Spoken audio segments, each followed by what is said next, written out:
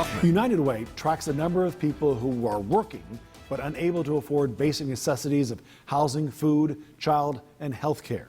The report is called Alice, and Deanne Everson is with United Way of Jackson County. She is the CEO. Thanks very much for being with us today.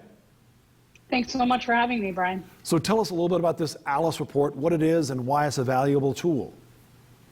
This is a really great tool to take a look at families in our community who live either in poverty or in survival budgets, which is really like the working poor. So Alice has an acronym for what? Asset limited, income constrained, employed. So it really means people who have jobs who are barely getting by. So given the Alice figures, what does it take for a family of four to get by in Jackson County right now? For a family of four with kids in childcare, which adds a lot of expense, the annual need is $73,000 a year.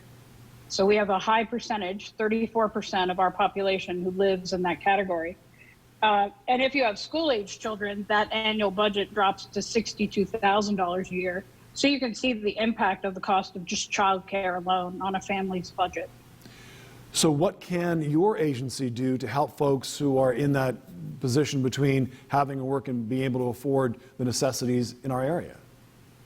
I think we can see through the COVID-19 pandemic that a lot of nonprofits rallied to be able to help families in our community.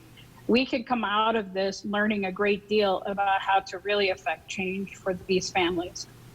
Income supports are really important, ensuring they have adequate food if they can't afford a food budget. Transportation is a huge issue, and so you have to be able to either have it yourself or be able to afford the bus pass that gets you around. So there are a great deal of us in this community doing a lot of work to help our families survive. It sounds like you're doing great work helping those sort of patch and band-aid the issues. Is there a longer-term solution, and if so, what might that be?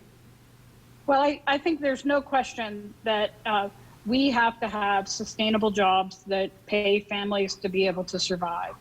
We do that through a variety of ways. And right now, our business sector is suffering greatly. And so prior to that, when this data was gathered, we have to make sure that families are making wages that can allow them to live above the poverty line or the survival budget line. What do you see for the childcare specific problem, given that that has certainly that industry has been hit hard by COVID? What do you see as that solution long-term for families trying to raise kids, given the restrictions on education and childcare spacing and that sort of thing? I think there's a whole lot of issues around childcare that are unknown right now, because with each individual district deciding what school looks like next year, that will pose all sorts of childcare issues on families. And so we need to prop up the nonprofit childcare industry through groups like the YMCA and other groups who provide that service, and also grow business entrepreneurs in the private childcare sector. Deanne Everson with United Way, thanks very much. We appreciate your time. Thank you, Brian.